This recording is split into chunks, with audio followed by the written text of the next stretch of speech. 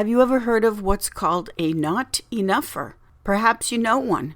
Perhaps you are one. A not enougher is a person that is never satisfied.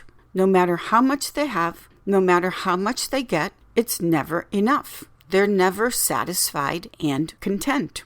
Starcasting to you from the City of Angels. Hello everyone, I'm Kiris. Welcome to our cosmic journey. This is your astrology, cosmic superpower, for the week beginning Sunday, December 8th through Saturday, December 14th, 2024. Let's journey together with astrology and explore how to connect with the stars, the planets, the energies for our new week ahead. The enchanting, magical December sky this week has the second quarter moon at 17 degrees Pisces. The second quarter moon rises around noontime your local time and sets around midnight. On December 12th, we have the waxing gibbous moon now reaching its perigee, which is the closest point in its elliptical orbit around the Earth. Also on December 12th, we have the moon near Jupiter and the Pleiades. Also look for the fiery orange star Aldebaran, which is the eye of Taurus the bull. It's near Jupiter. They will be visible until a few hours before dawn. We still have the Geminid meteor showers where if it's clear you can get to see up to 100 meteors per hour. They will peak around the date of December 13th. And then on December 13th and 14th, we have the almost full moon. Last full moon of the year of 2024. Can you believe it already? We have the moon near Jupiter. It's also near a fixed star called Capella, which is the gift that just keeps on giving, that fixed star. And Jupiter will also be near the orange giant star Aldebaran, that's the fiery eye of Taurus the bull, and also near the shimmering glow of the delicate Pleiades star cluster. All of this will rise shortly after sunset and be visible through dawn. The 7 original planets that you can see without aid of telescope or binoculars, or the OGs as I call them, they are starting off the week lined up by such. They are the original planets first used by the original astrologers. We've got the sun in mutable fire Sagittarius. The moon is in mutable water Pisces. Mercury is in mutable fire Sagittarius retrograde in its detriment. Venus is now in fixed air Aquarius. Mars is retrograde in fixed fire Leo. Jupiter's in its detriment in the sign of Gemini. And Saturn is direct now in Pisces, ruled by Jupiter, also mutable. I keep repeating the word mutable because we have this massive lineup of mutable signs of the zodiac without a lot of the element of earth. In astrology, we work with fire, air, earth, and water.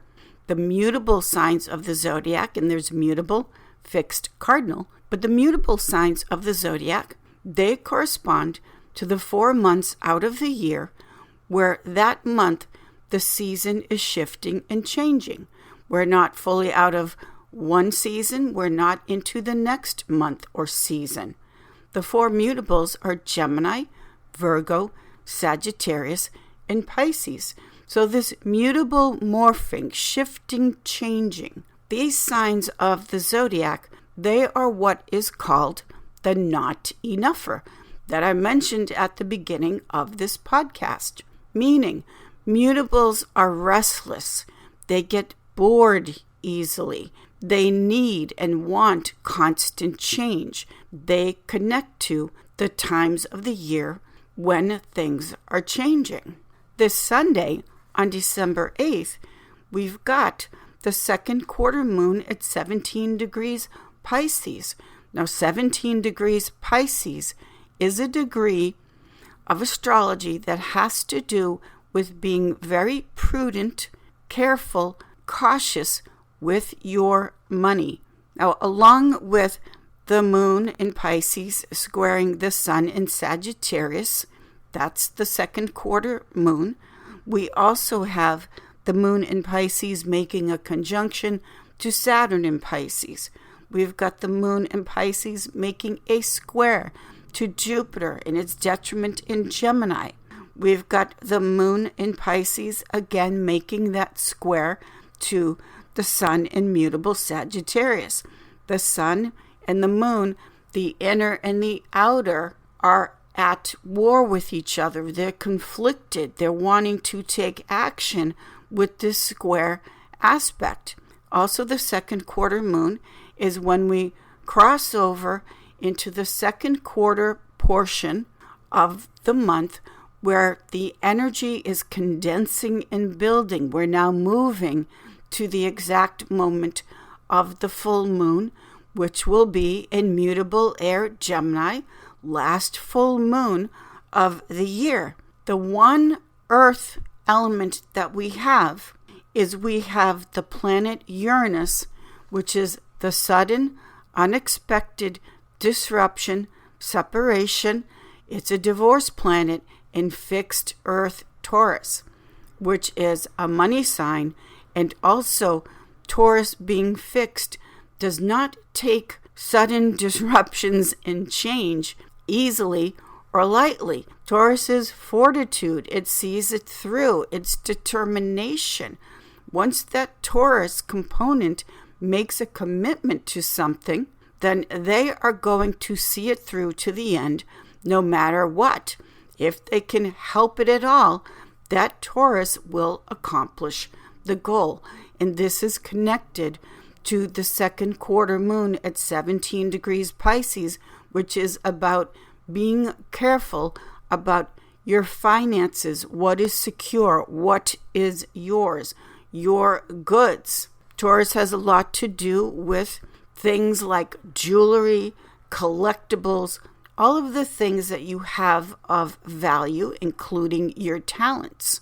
The moon in Pisces making this sextile aspect of opportunity to Uranus and Taurus, that's a positive aspect, saying, be aware of this, look at this situation here with satisfaction and contentment, holding on to what is yours. Now, earth is the element of being content, being satisfied. The element of earth is very present. It's not restless and flying about and getting bored easily, this kind of thing. The element of earth, just like look at a gorgeous mountain, look at nature, to simply be. This is the element of earth that is not emphasized this week in astrology. It's something that we want to emphasize and pay attention to because it's so lacking this week in the cosmos and in the cosmic energies, that the highlight is, with everything shifting and changing, and this feeling of it's not enough, this feeling of what's the next thing, very restless, all of the mutables that we're talking about here. We want to highlight, the cosmos is putting a big spotlight on what is yours, and that feeling of contentment and keeping, appreciating, that's a better word, of what is yours as an earth element, meaning solid, satisfying, content. It's here.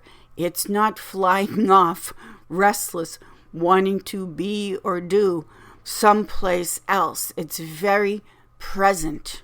So if it feels like all is swirling around you, shifting and changing with mutable in astrology, then you hold on to and you stay grounded with nature and the element of earth, which is not only present but always satisfies.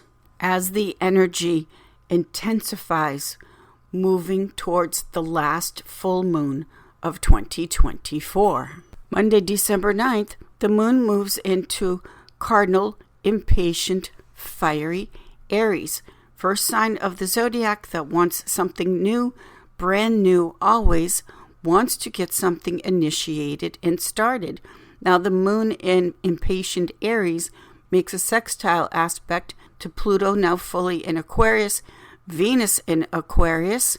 The moon in Aries makes a fire trine flow to its ruler, Mars retrograde in Leo.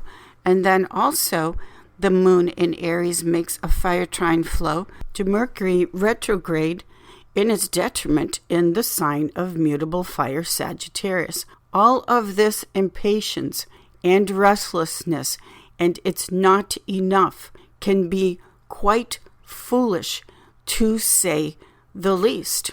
The moon in Aries, and Aries is so romantic, but the aspects Aries is making, the moon in Aries, to the air element of Pluto in Aquarius, Venus in Aquarius, is take a second look at a relationship that you are just rushing into headfirst in the sign of Aries.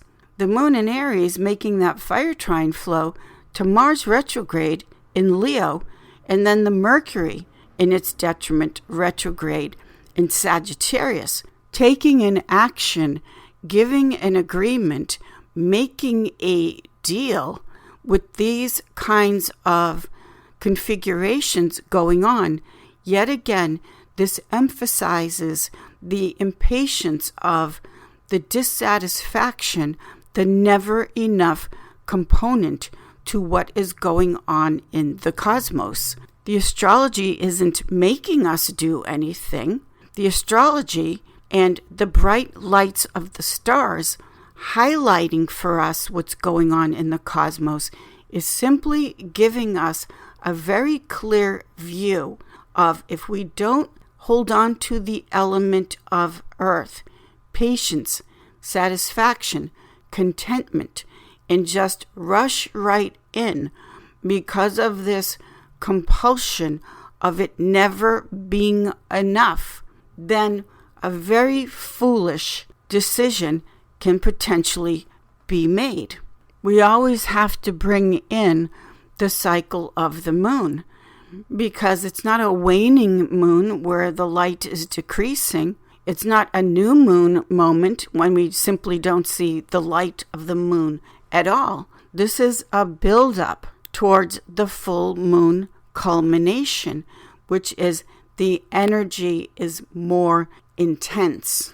The energy is more pressure. So if you also feel pressured into making a quick decision, making a quick action, because some outside influence perhaps is telling you that you shouldn't be satisfied, that you shouldn't be content.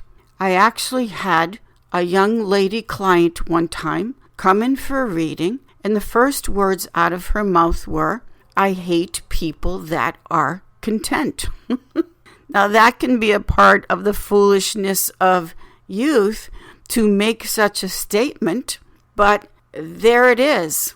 Not liking, not being satisfied with the feeling of being happy and content just to be present, to be in the moment, which is what the element of earth in astrology represents. And there isn't a lot of earth this week. Just that planet Uranus of expect the unexpected in Taurus. Things that you think or perhaps are taking for granted are always going to be fixed, like the element of earth. And Taurus, which represents nature. Wednesday, December 11th, we now have the moon moving into its exaltation sign of fixed earth, Taurus. Now, when the moon is exalted, the desire and the wanting is insatiable. This is a placement of not enough. Why? Because the moon is what we're hungry for, never satisfied. It has to do with needs. It is that insatiable quality, the moon, when it is over the top, exaggerated or exalted, meaning The moon is on steroids here. Never enough. And Taurus is the money sign. So if there is some big ticket item or deal or whatever the money situation is, remember the second quarter moon at 17 degrees Pisces, which is aligned, connected to a degree in astrology that has to do with be prudent and cautious with your money, what you have. What's that old saying? A fool and his money are soon parted. So the moon exalted in Taurus really wants and desires something badly, and they want it now. The moon is really agitated on this December 11th because the moon exalted in Taurus is making a square aspect to Pluto in Aquarius, Venus in Aquarius, Mars retrograde in Leo, and the moon makes what's called an inconjunct aspect of shifting and changing to Mercury retrograde in its detriment in the sign of Sagittarius. Now, Mercury in Pisces and in Sagittarius, which are both Jupiter ruled, this is the ultimate sales job, where the Mercury component, retrograde in Sagittarius, is selling and promoting, the moon making that inconjunct aspect of adjustments to that Mercury in Sagittarius can be trying to figure out, well, if I make a payment plan for like the next 5,000 years or some exaggerated Mercury in Sagittarius number, where you want it so badly, that's the moon exalted in Taurus, and it's making this aspect of adjustment, the inconjunct, to the classic used car salesman that is determined to sell you that lemon. And they will promote and sell and give you every reason why you can afford it and should not be satisfied, content with what you have. It's also Mercury's day, a Wednesday. December 12th, we have the moon still in the sign of Taurus, making a conjunction to Uranus in Taurus. So this is that a fool and his money are soon parted.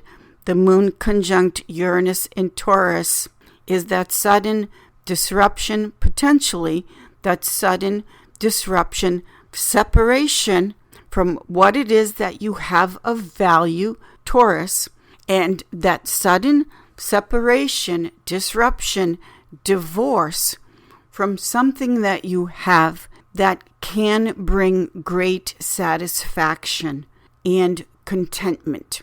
Something of great value. Doesn't necessarily have to be money, but this astrology this week does very much tie into impatiently letting go of and being separated from what is of value to you, your money, because of this not enough or never satisfied component.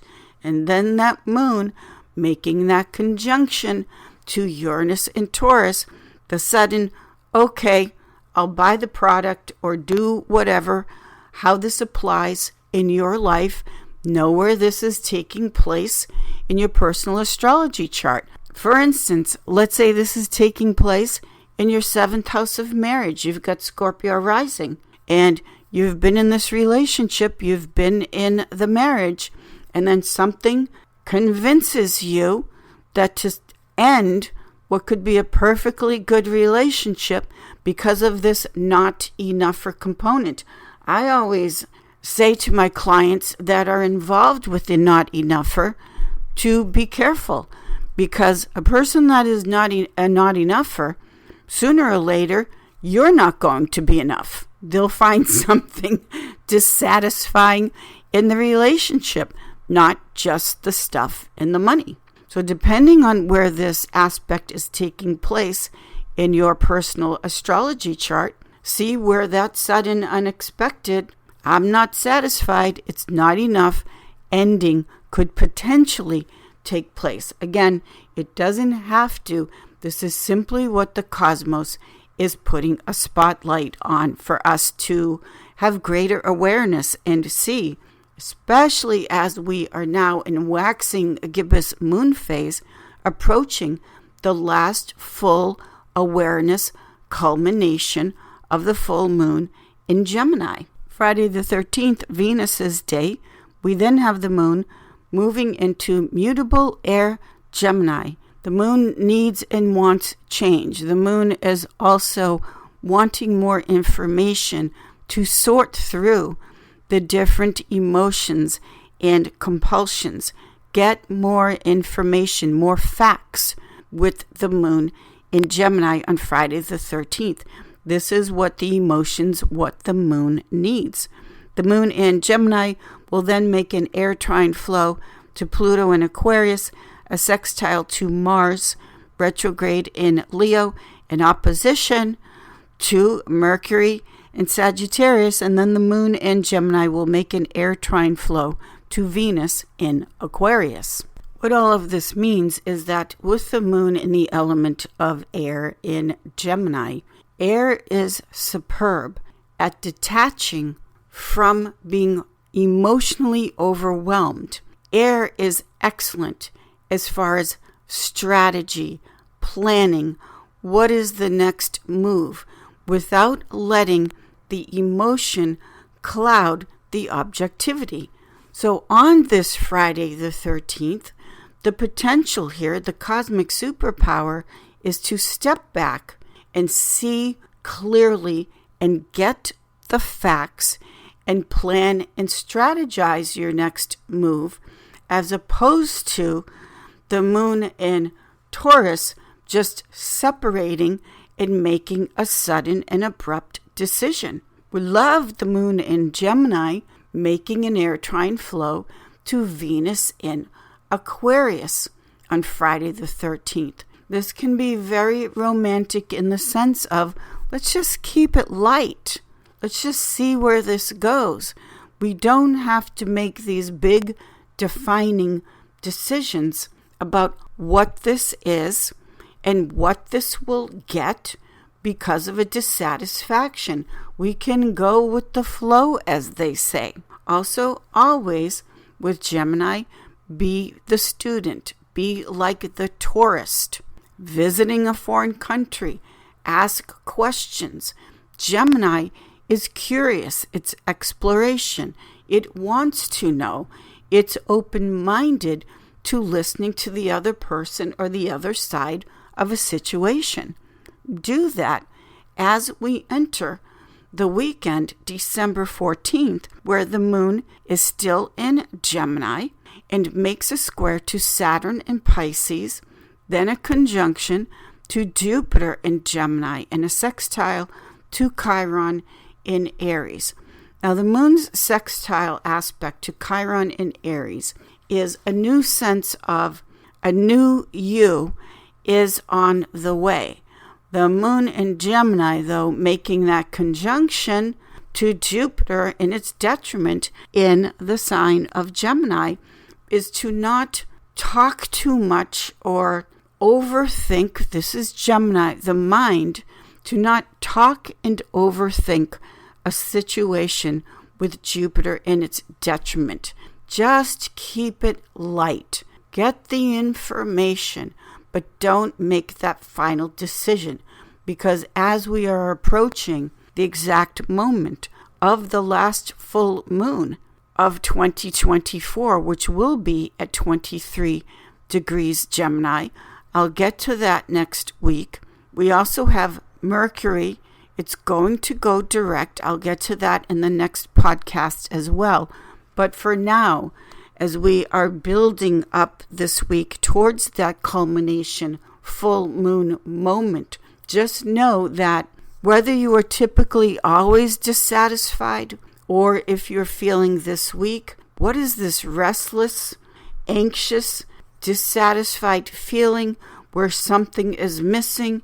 It's not enough, because that's the overall energy, let's say, throughout the week, the thread, the theme moving throughout the week. Then how you work with this, or how you would want to be more aware of this, is that, yes, the energy is building as we approach the full moon. Also, in the cosmic energies and powers, there isn't a lot of Earth. There's just that Uranus in the sign of Taurus. That feeling of being not contented, not satisfied. How you can work with that positively, where everything's up in your head and you just keep obsessing and thinking. One of the ways always that you can help with that feeling, if you have this feeling, is of course nature, Earth. You go to the Earth, always. That can be bringing in plants, going outside in nature.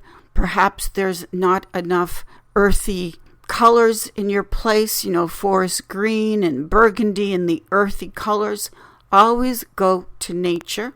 The other way you can work with this and do what works for yourself, these are just suggestions, is channel that into something creative. But to act on a feeling of great dissatisfaction, this week in particular, when it comes to your money and goods and valuables, hold off, because the energy is intensifying there, and there are outside influences that we don't have to be influenced by, but there are outside influences that are strongly suggesting that you need, buy, get something with these energies of, well, it's not enough. Also, our pets, animals, they bring that feeling of earth groundedness, satisfaction, contentment, because they are what they are. They know their nature and they are true to their nature. They simply just be and exist in the full contentment of what they are. This can help you out as well. Animals, always, if you're feeling this sense of too restless, too dissatisfied, have a fabulous week, everyone. Enjoy the last full moon of 2024. I will see you all in the stars.